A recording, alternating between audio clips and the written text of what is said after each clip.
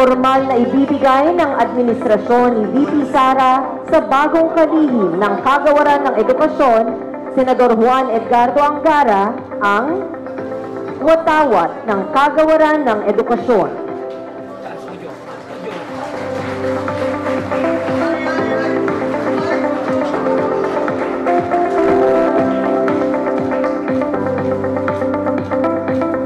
Ang opisyal na selyo ng Kagawaran ng Edukasyon.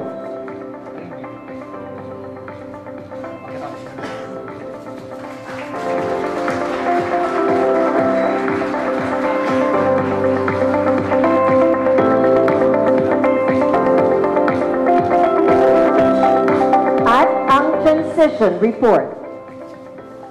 Jojo, stand by yung video niyo.